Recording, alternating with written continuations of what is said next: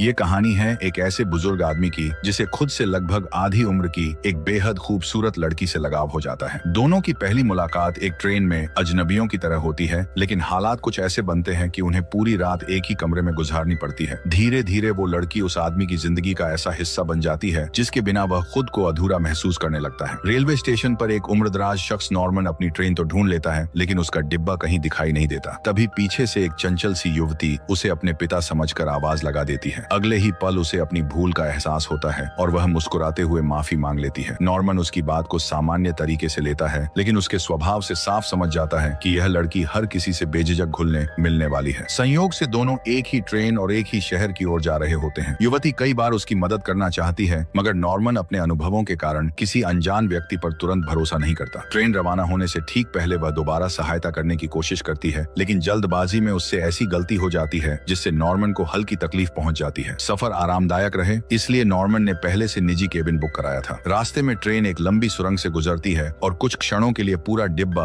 अंधेरे में डूब जाता है। उसी दौरान कोई उसके केबिन में अपना सामान रख देता है। रोशनी लौटने पर पता चलता है कि वही युवती उसके सामने खड़ी है। वह अपना नाम सोफिया बताती है और कहती है कि उसके हिस्से वाले केबिन में काफी शोर शराबा है, इसलिए मजबूरी में वह यहाँ चली आई। नॉर्मन को यह बात बिल्कुल पसंद नहीं आती। उसे लगता है कि सोफिया बिना सोचे समझे किसी की भी निजी जगह में दाखिल हो जाती है, जबकि सोफिया को लगता है कि नॉर्मन सिर्फ अपनी उम्र की वजह से जरूरत से ज्यादा गंभीर रहता है। शुरुआत हल्की नोकझोंक से होती है, लेकिन धीरे धीरे बातचीत का सिलसिला शुरू हो जाता है। सोफिया बताती है कि वह लोगों की सेवा से जुड़ा काम करती है और दूसरों का ख्याल रखना उसे अच्छा लगता है। बदले में नॉर्मन अपने लंबे करियर और रेलवे में बिताए वर्षों के अनुभव साझा करता है। उसकी सादगी और जीवन के किस्से सोफिया को बेहद दिलचस्प लगने लगते हैं। वह पूरे ध्यान से उसकी बातें सुनती है और दोनों को सफर का समय कब गुजर जाता है इसका एहसास तक नहीं होता। नॉर्मन एक अहम मीटिंग के लिए आया था, जबकि सोफिया अपने होने वाले जीवन साथी से मिलने की योजना लेकर पहुंची थी। स्टेशन से निकलने के बाद दोनों एक ही टैक्सी में कुछ दूरी तक साथ सफर करते हैं। रास्ते में सोफिया अपने भविष्य की योजनाओं का जिक्र करती है और फिर अपने रास्ते निकल जाती है। नॉर्मन समय पर अपनी मीटिंग में पहुंच जाता है, लेकिन कुछ देर बाद वहीं सोफिया भी दिखाई देती है। वह बताती है कि जिस व्यक्ति से मिलने आई थी उसका कार्यक्रम बदल गया है, इसलिए वह फिलहाल खाली है। मीटिंग समाप्त होने के बाद नॉर्मन होटल पहुंचता है, मगर उसकी बुकिंग में तकनीकी दिक्कत आ जाती है। सोफिया फिर उसकी मदद के लिए आगे आती है और अपने होटल चलने का सुझाव देती है। वहां पहुंचने पर पता चलता है कि कोई अतिरिक्त कमरा उपलब्ध नहीं है। काफी सोच विचार के बाद वह नॉर्मन से कहती है कि चाहे तो वह अस्थायी रूप से उसी कमरे में रुक सकता है। नॉर्मन पहले झिझकता है क्योंकि दोनों अभी मिले थे और उम्र का अंतर भी बहुत बड़ा था, लेकिन कोई दूसरा विकल्प न होने के कारण वह मान जाता है। रात का खाना खाते हुए दोनों जीवन, रिश्तों और अनुभवों पर लंबी बातें करते हैं। कमरे में केवल एक ही बिस्तर होता है। नॉर्मन पूरी तरह संकोच में रहता है, जबकि सोफिया हंसी मजाक करके माहौल हल्का बनाने की कोशिश करती रहती है। कुछ देर बाद सोफिया गहरी नींद में चली जाती है, जबकि नॉर्मन सारी रात करवटें बदलता रहता है। अगली सुबह अचानक सोफिया का मंगेतर वहां पहुंच जाता है। कमरे का दृश्य देखकर वह बिना पूरी बात जाने गलत निष्कर्ष निकाल लेता है। नॉर्मन उसे समझाने की कोशिश करता है, मगर वह कुछ सुनने को तैयार नहीं होता। स्थिति बिगड़ती देखकर नॉर्मन चुपचाप अपना सामान उठाकर वहां से निकल जाता है। उसके जाने के बाद दोनों के बीच तीखी बहस शुरू हो जाती है। बाहर खड़ा नॉर्मन उनकी आवाजें सुनता है और सोचता है कि शायद सोफिया का स्वभाव ही हर बात को चुनौती देने वाला है। वह बिना कुछ कहे अपने शहर लौट आता है। घर पहुंचकर वह अपनी पत्नी मारिया से मिलना चाहता है और पूरी यात्रा का अनुभव साझा करना चाहता है। मारिया समाज सेवा से जुड़े कामों में व्यस्त रहती है, इसलिए उसे थोड़ा इंतजार करना पड़ता है। बाद में दोनों साथ बैठकर खाना खाते हैं और नॉर्मन पूरी कहानी सुनाता है। उसे लगता है कि शायद मारिया असहज महसूस करेगी,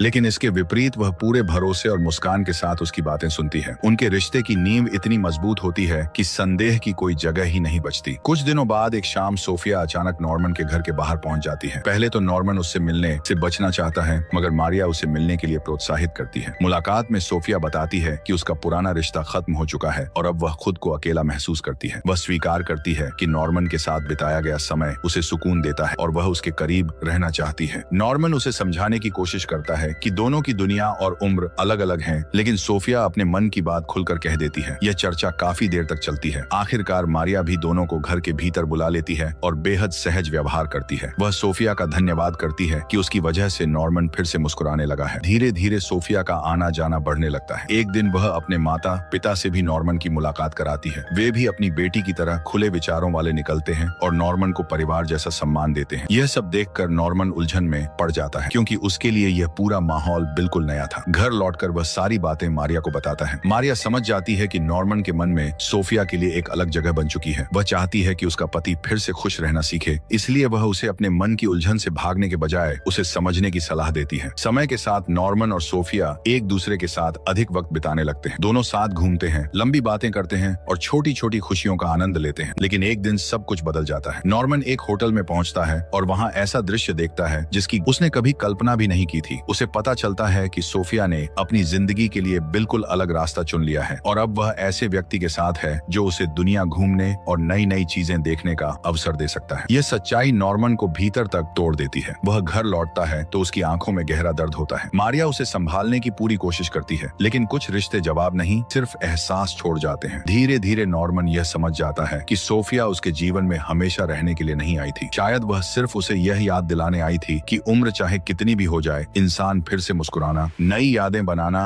और जीवन को अलग नजरिए से देखना सीख सकता है। यही एहसास उसके लिए इस पूरी मुलाकात की सबसे बड़ी सौगात बन जाता है।